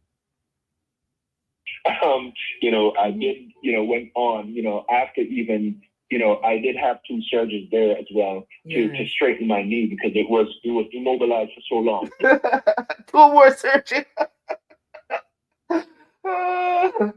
Oh my goodness, people. I don't know all this hospital thing is so important. Knowing say past the same thing happen, present the same thing are going. I know some of stress the hospital thing. I am just saying, people. The very fact that this is what this man went through so long ago, right? And this is what the man, when he's 18, this man is 50 years old now, right? People, past, present, future. Ah, oh wow. It's sometimes, I'm telling you, it's mind-boggling. 2 more surgeries, man, have to do. To fix him knee. Will them do surgery on how much time already? Well, they never really do surgery. Them pretend like they don't do surgery. As we proceed, people. So long in the cast that it couldn't bend, and I had to have 2 surgeries to bend my knee. So it was, I think for me, I'm a football player. I couldn't, at the time they told me I would never play football again. And those are the stuff that, that I think that for me, that helped me to push through because I did play football again. And this is the thing I love. And this is the thing I really love with you because you said failure is not an option. You talk about not giving up, and you're using your own experiences, how you push through each challenge, to be the person that you've become. We have a listener who is a tennis pro, like a really good tennis player, and this is a note he sent me, K.Ezekiel. He says, "I would like a TT match with him. I will play him for a copy of his book." All right, let's do it. You're the someone else. Instead of go buy a copy of the book and then play the man and tell the man say, yo, me play you so I can beat you. Support the book, people. When you see the title of the book, right? The title of the book is Getto Youth Bible. Right? I'm sure it's on Amazon, people. I got Google that too, because again, just listening to this man speak and Kabu Maat Kheru speaks highly of his book. All right, people, as we proceed. Just, so if you want me to set it up, I can set this thing up, Let's do it. We can have it live. Yes, it's for Nick. Nick, we're talking to Nicholas Evans. Nick, you arrange this TT match right in the yard of area from here. So, all right, let's take a quick break. We'll be right back. Here, obviously, an author, and we're talking about just how he is where he's at now, but beyond that, how he's using his platform to help ghetto youths and just youths generally, especially young people in Jamaica.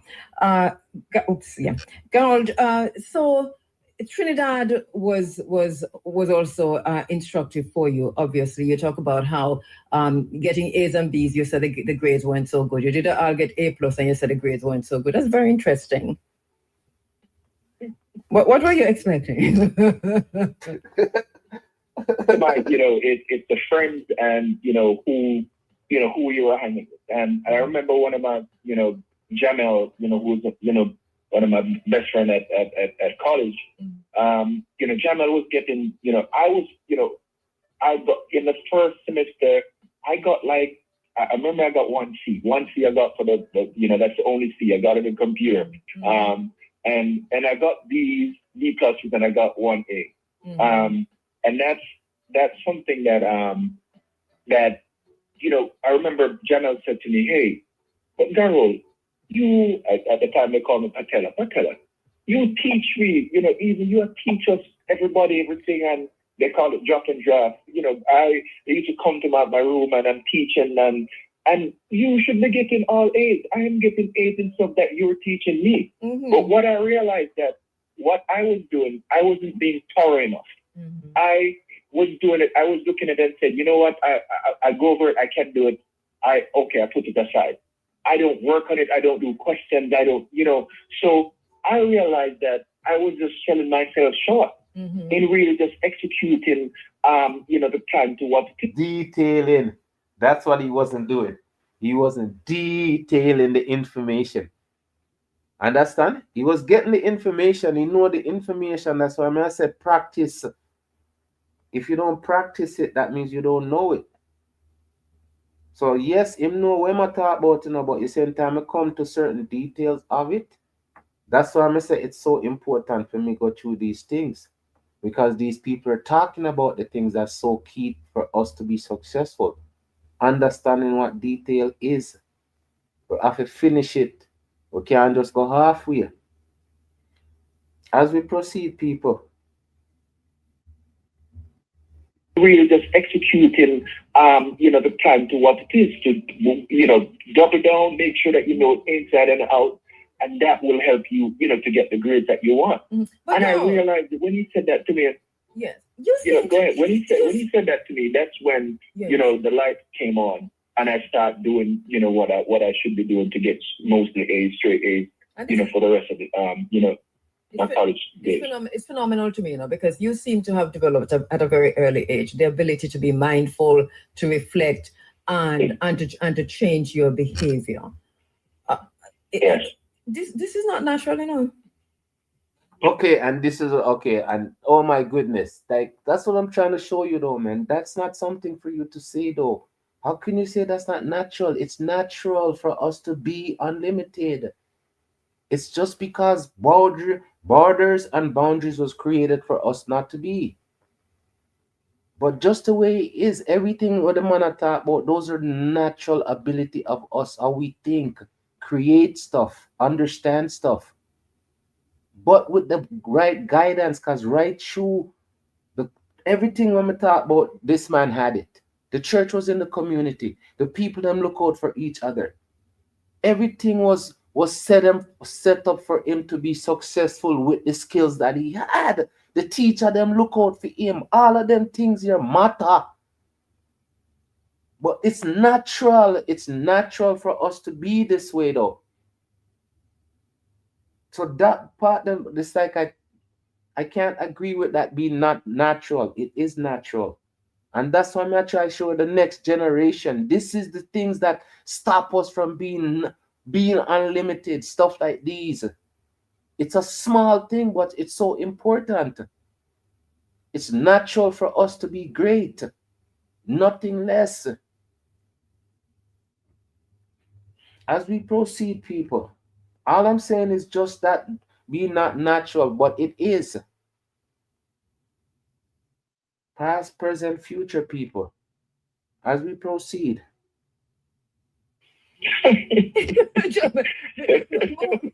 Why you feel no? Because but what I love about what you're doing about. No, I don't want you to know that it's not. It's natural for us to be unlimited. Right through history, everything when I look on and a detail, it's natural for us to be. We want to go right back to happy talk to the professor. Him read 100 books a year. Him I read 3 books. So it's natural for us to be.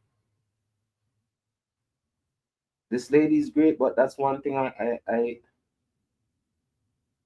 maybe I'm gonna put in our comment section. That's that right there. So that's all. But this is what you're passing on to young people. But this is what you became over time. Very reflective, very mindful. How come? How come? To be honest, I give from the Almighty. I can't say anything else, but but discernment and just basically just the ability to to be mindful. Yes, the ability. That's what we have, but we also need guidance, support, love, and unity. And that's why I'm gonna say, just the fact say the box operator Jamaica is so high. That's what's not there. The guidance, the unity. If them didn't have all of them church like get together and do a campaign where them go in every neighborhood and I talk to the people them to change the mindset where the people them have. But I'm saying though, now it becomes a monetary belief. Yes, that's what it's become. A monetary belief. Money becomes the belief of everything. Money is gonna solve all the problem, but it doesn't. Money is causing most of the problem. Because them give with the idea say money is the root of all evil. But how is it just evil thought is the root of all evil? It's evil thoughts, evil people. Evil people get money and do more evil. A good person is gonna get up and just get money and become evil, so as we proceed, people. The ability to to be mindful and the opportunity to have that defiance of thought, and it's just something that always been a part of me. People always say that, why are you so positive? How can you always see the cup of the glass as half full? And it's funny, I always said, I don't see it half empty or half full. I see it as I can fill it anytime I want to. And that's the thing. We talk about this said think outside the box. The man said it right there. The glass, who create the glass? Who put the glass there? Would you put a glass there half empty? You put the glass there and you do whatever you want because you have the ability. So the thoughts for them create and put all of these stuff within our mind. These are the things I've always looked at and rejected. Uno can't give me a thought that's not mine for me to accept as mine when I didn't create it. I create my own thoughts, my own ideas. This is how we think freely.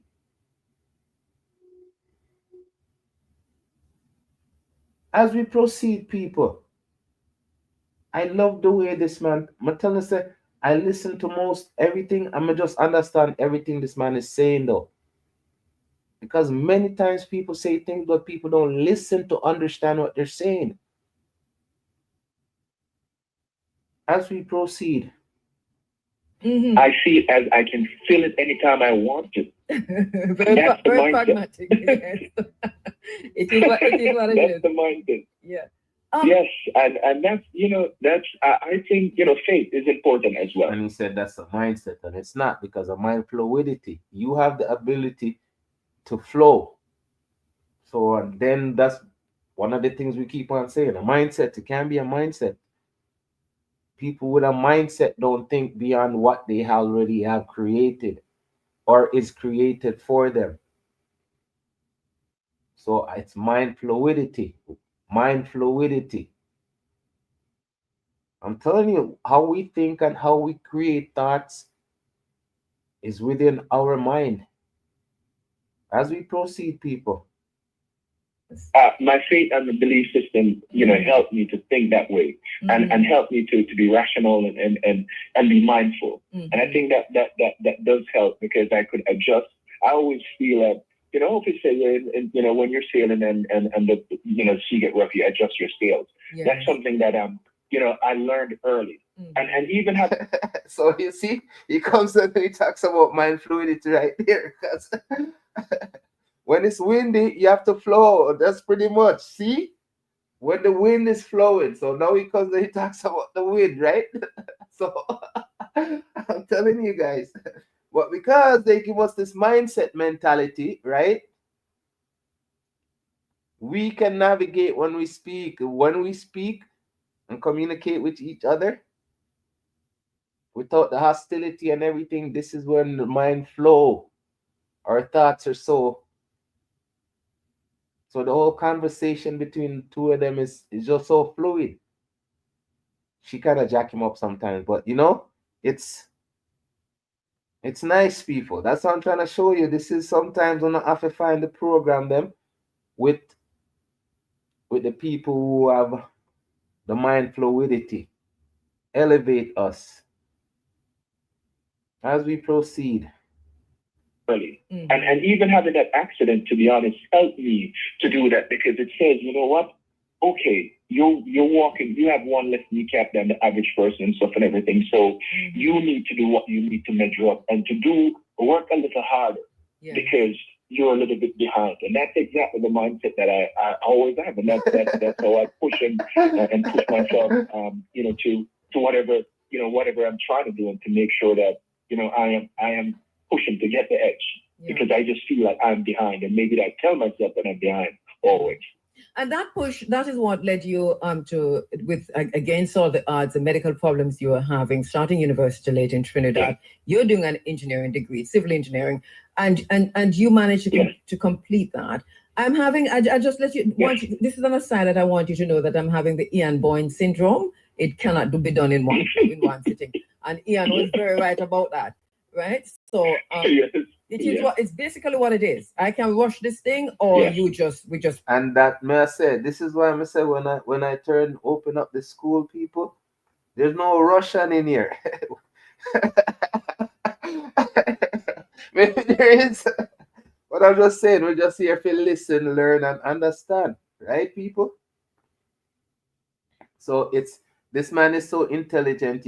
There's no way you can have a conversation, because obviously I have to do a part 2 and part 3 and see like all of this stuff, because I'm telling you, right throughout our history, we have so much great people. They just don't get enough highlight. As we proceed, people, the time to finish it up. But Yes. but to say though Yes. that so this is an attitude that with the help of others, as you point out all the time, the support of your friends Yes.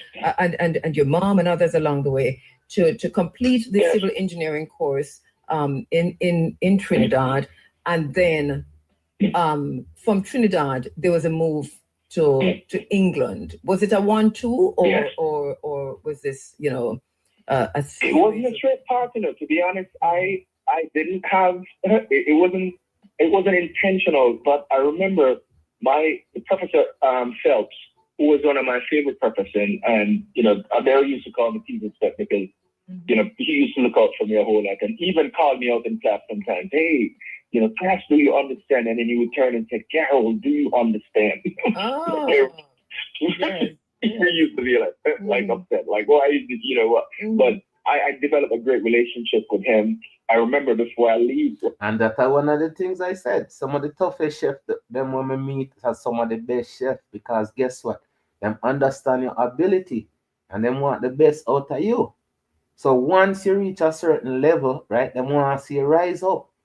That's why I'm saying, the industry now is changed.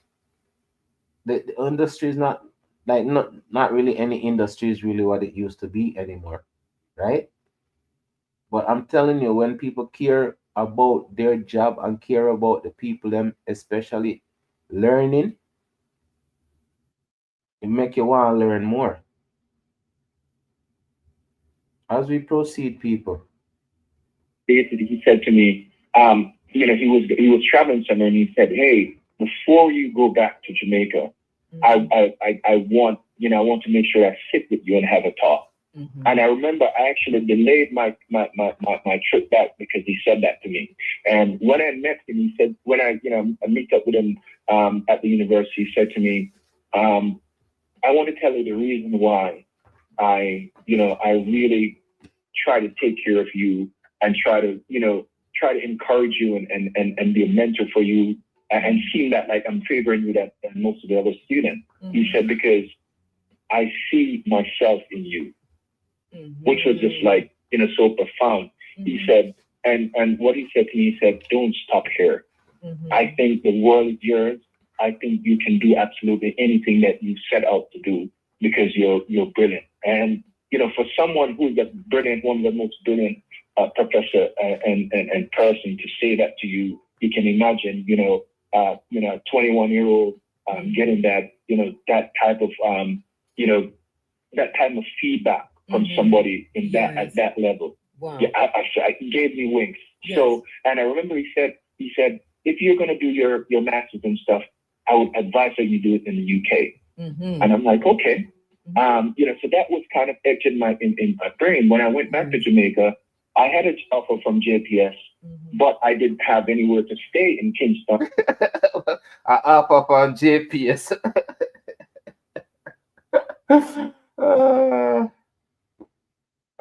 What they call it? Jamaican Suffragation police. Because if them owe you, them will come kick off you. Yes, I go on to better things, yeah, because them still did that same way them are rob and thief Jamaica, same way people. Past, present, and future. It's sad. As we proceed, people. And I thought, I went to an interview with Caribbean Construction for the couples hotel that was going on. And I remember the salary that I asked for, the guy laughed when I asked when I told him the salary. Yes, I saw you right about that. You said it was like a way, what you asked for, they thought you didn't deserve it, or they thought it was just too much? They thought it was way too much. And I'm like, I was even calculating just my, not even to pay rent, because I would be living in Sablamar, and just to get by, it wasn't anything I think that was exorbitant, that was too much. And it was less than what. So how much was that? How much was it? You didn't say in the book, how much was it? Tell me the one. No, to be honest, at the time, I think it was like $600,000 or $700,000 a year. It wasn't a lot of money at that time. What so JPS was offering me 1.1. So it was just like, why would it be And I think maybe it's because the type of job also, it's more, on the construction side, and maybe it was a very different. But I think, but it gave me, to say, you know what, I am gonna, because at the time it was, God kind of put things in place sometimes where you just pave that path and they show you the signs, and because Prophet Safel talked about UK. My mom just got her first trip to the UK, and decided that, she was going to, go there for a little while, because she left Cayman and went to the UK. Yeah. And she said to me, I called her and she said to me, why don't you just come to the UK? Because at the time I had a 2-year Commonwealth visa that you could go and work. Yeah. Oh. I'm going to talk about that already, people. You have to ask where you work, because you see, they might laugh off him telling us it. And some people that take it and it still don't work out for them. Meanwhile, them have so much skills. But sometimes people are going to tell you, no, what? You have to find the yes. Because you see, they laugh off of the man. And the man just asks you what he's worth and what's necessary for him to live. As we proceed, people. So it was available. I have it. I'm like, you know what? I'm going to take a chance of doing this, because it would help me to achieve what Professor Phelps want me to do. I would want to do my master's and all this stuff and everything. Let's go in the space and see if I can make it happen. And that's how I went. At this point, you weren't thinking of a scholarship. You're thinking, okay, I'll work and I'll pay my way through school. That's right. That's exactly what I was thinking. That's how I articulated. And you know what I love about it? Yeah. About your book, your time in England, you go to England and behave like a real Pakistani or Indian. You just care people. I said, I love it. I really love it. But and you made me a liar, because one of the things that I've always said is that if Jamaicans coming into England, because I studied in England too now, I'm still working. I said, if Jamaicans coming into England would just do what the Pakistanis do and what the Indians do. And which is, and I'll ask you to talk about a little bit about that. But one thing I want to say, only because of time, are you able to come back next week? Because we're not going to finish. Yes, I can. All right. Okay. So talk to us a little bit. Oh, yeah.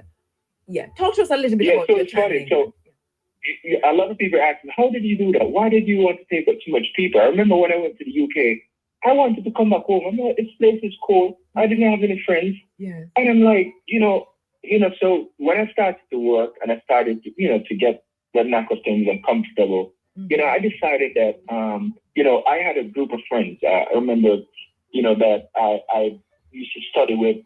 They were younger than me, but I basically, they even, Professor Denzel Williams, who was the principal of the University of West Indies, was one of my little mentees that I put them in a group and we speak together, we study it. And yes. Now we know. Empower them and study them and show them what to do. Yes, that's what so it's one of the things that I... Each one teach one how to be better people. Well, I'm going to tell you, As we proceed... I was passionate about. So I have this neighborhood of friends, of community, of youths and people around me that, that was the support system. So going to the UK, I didn't have that. I had that in Trinidad with Jamel and Blazer and all the folks, who were there as well. But then I went to England now and I was alone. And, my mom was there and I have some cousins that wasn't doing the same thing. I wasn't as motivated as me. And I thought, well, if I can get myself into a position in which I can help some of my friends to come up to the UK, I could create my own community. I could help them and I could create my own community at the same time. And that's one of the things that I set out to do, very early. I remember I didn't even have a place. I was living, with my stepdad at the time. My mom was just, dating, my her husband, to be at the time. So me making that decision wasn't the easiest. I asked my stepdad, he was, and my mom was saying, okay, because she's always believed in helping. And they're like, okay, all right, you can help, because the first person that I took up was the person that helped my mom. His mom helped my mom to go to the Cayman Islands for a job. So it's all, came back in different ways. Yes, so yes, so I bought a bed and put a second bed in my bedroom, and my friend came, and until he got a job, he went to, he got into university. He rented a place for himself. I took somebody else. So, so it was just like a revolving door in terms of that. And there was one time when you actually gave up your own apartment, rented another home, and you I mean, you're not ordinary. You were really doing. And there was one point where there's about like 16 people living in a 3-bedroom house because they didn't have anywhere to sleep. I remember I went on vacation.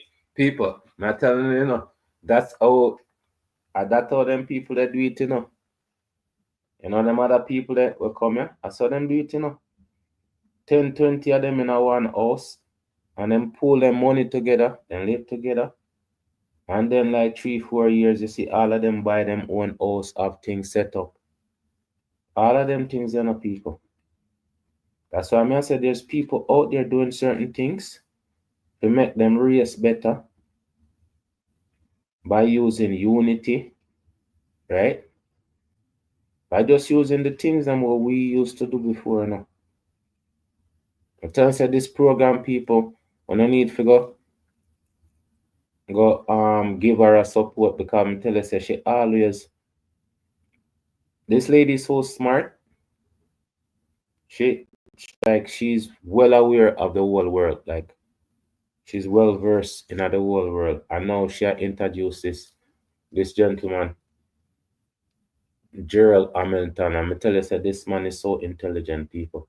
And I hear him story the things I'm going to go through. I'm gonna tell you that, and I'm still like it. Well, I'm gonna tell you that it's good people do good things, people. Yeah, man, say all of them things as proof, as we proceed. Bedroom house because they didn't have anywhere to sleep. I remember I went on vacation and came back and to see 2 more people. But they were like, they didn't have this, I have a policy that I didn't want to turn anybody away. And I realized that there was not a lot of people in England who wanted to help their family. Yes. I'm just attacking a full culture because you hear what she say already. Say other races, them bringing them own people, them get together, then create their own community anywhere them go. Come tell say everywhere you go in the world is a Chinatown. Pretty much every city where you go. I probably say every city where you go there's a Chinatown in there. So I'm not saying it's not possible. It just don't happen in our culture. As we proceed, people. Who wanted to help their family. Yes. It was one of those things that I'm like, you know what? I have the opportunity. I have a good job. Yes. I could pay the rent. I could do what so I did give up the house and make sure that, I took care of them. It used to be a situation in that I got them into college. I make sure that they have their extension and make sure that at no point they're outstaying their status. So they're still, figure out a way how to make sure that they get a job and keep them. Okay. And these people are college and people who are are looking towards betterment themselves in a society, right? So unlike say he's doing something wrong. He's helping people who need the help, right? But have the ability to take advantage of the situation. So I say people figure look for the worst type of people them and say, see how them turn out. No, I am saying there's people out there, right? In terms of some of the school them at Jamaica, enough of them need help, But because those are not sensational stuff, there's many students in a many one of them school that will need help. Right? And them not the type of student where I'm gonna tell you say there's supposed to be a like program for smart kids, Like you don't have to you don't have to be publicized say you're smart, but you get help as a smart kid. Because you hear film story in the beginning when him a sell him buckle, I sell him in bag juice or him feel right when other kids can go make fun of him and them things there. I'm telling you, say I don't understand how people can look at strength and look upon it as weakness because our society created he might try to make something, and look how him end up being someone great by going through those trials. So there's many schools out there with kids. All they need like is a book or something like that for encouragement and something like that. But until they said there's nothing where I gather up these kids, right, and I put them in a one safe spot. Because when them say the internet is not a real place on the internet, but me say even on the internet they can create spaces where these people can go exchange ideas and stuff like that. You see, things that when I talk about on my channel, I say it's not sensational, but it's important. So if them kids they did have a chance, even them have a chance for just, because enough of them enough for them not have a choice of the neighborhood where them live in, and the people them around them, and there's no protection from them people there. It's sad, but it's the truth. As we proceed, people. They're still, figure out a way how to make sure that they get a job and keep them there. And it was, I could tell you that was one of the most fulfilling things I've ever done, because a lot of those folks, they were able to bring their family, their kids.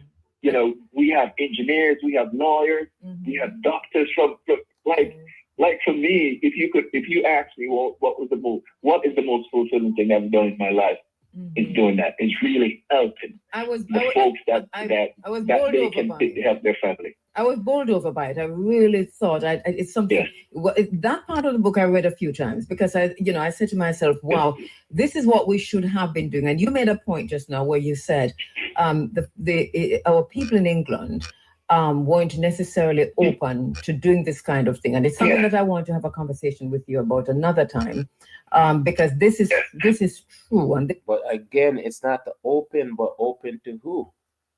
Because if the teacher them did stay like them teacher here, and enough for them school them off, say 10 student, exceptional student, where them secretly I do some collection for or something, and them I put it out, not say not on social media sense, but right into the people them have the money, where charities and those places where set up these kids or can give them a fighting chance.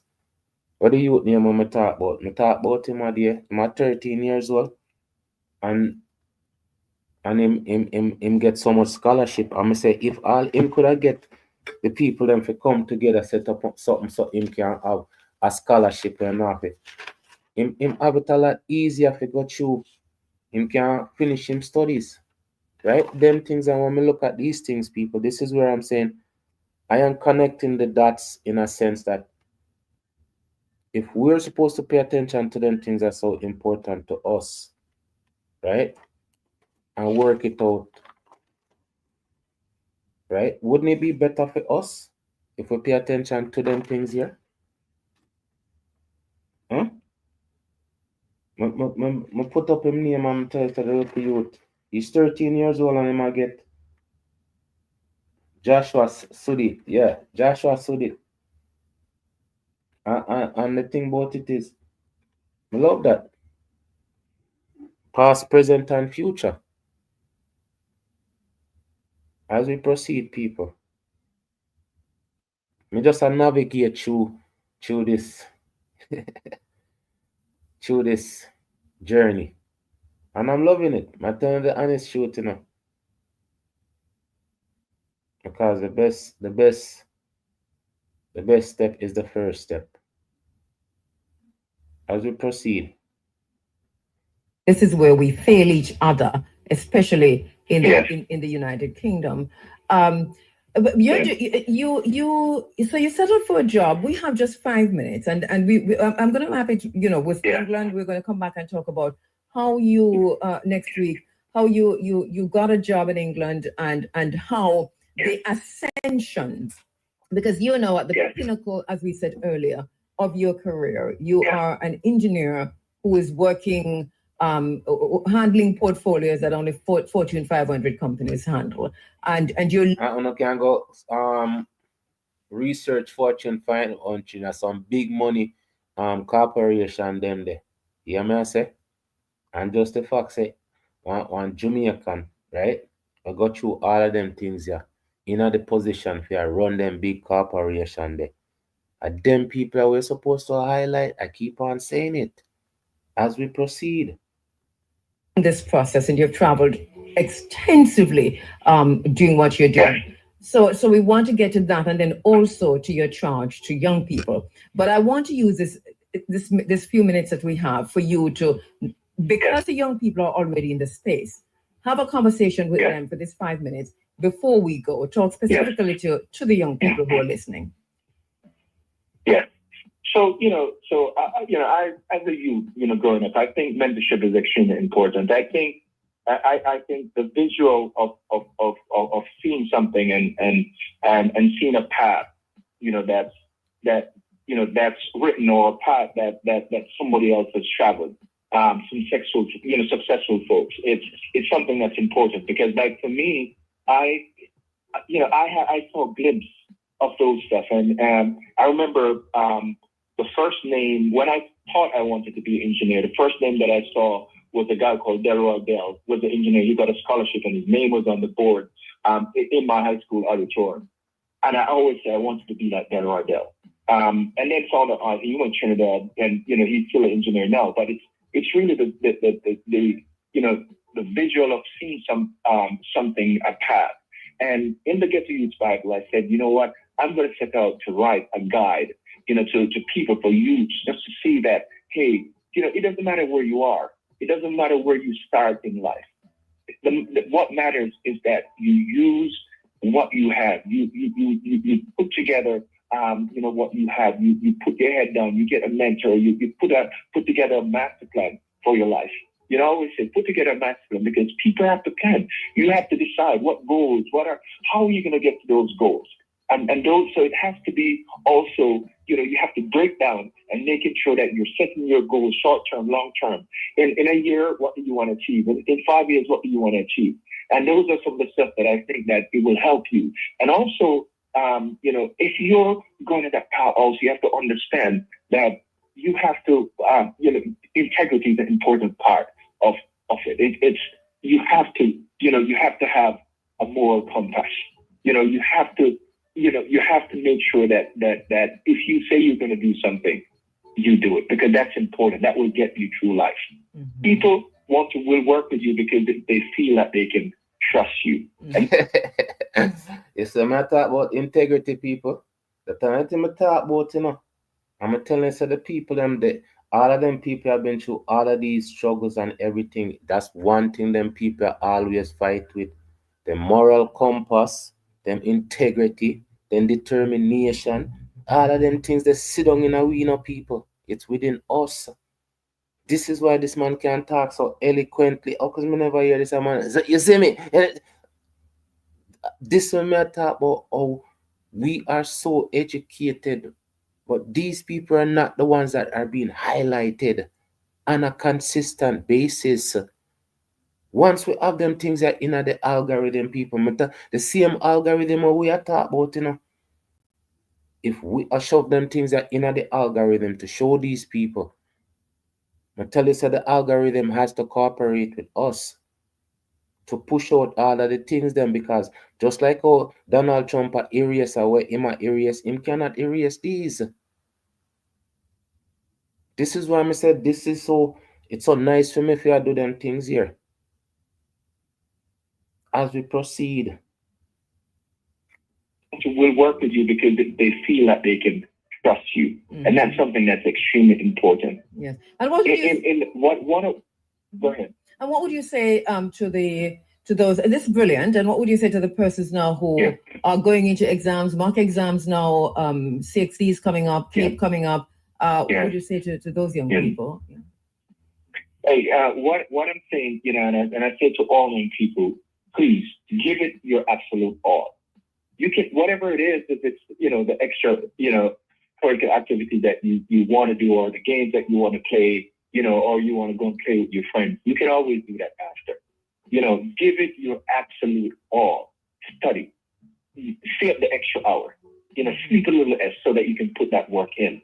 Do the practice papers and all the stuff that you need to do to get you ready. Because, you know, you cannot be over prepared for exams. That's something that I always learn. You know, you do as much question as possible to make sure that when you go into that exam, you know, you will be ready and prepared because you have done the work. And that's the thing. That's something that I could always, and we'll talk about my other book that's coming out in a month also. That's called From Good to Grace. But it's really, I want to just write books like that. No, I didn't type a book. I don't want to read people.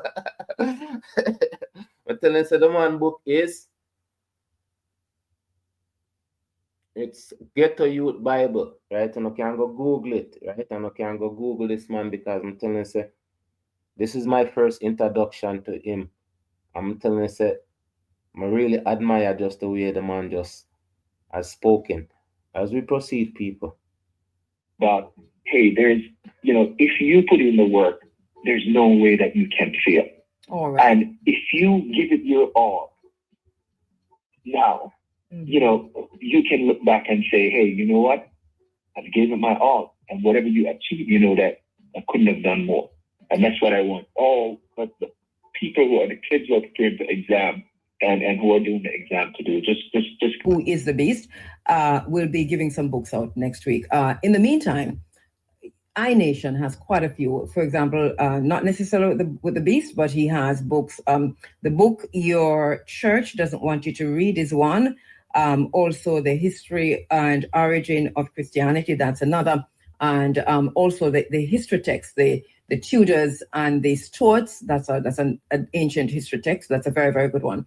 We're saying goodbye. Big A is in. Big A, I do have to run because, you know, I have an engagement. I have duties.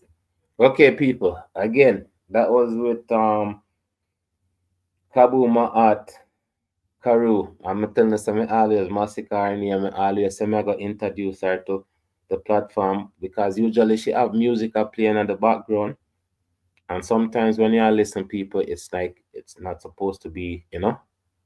But again, this was a beautiful interview, first introduction to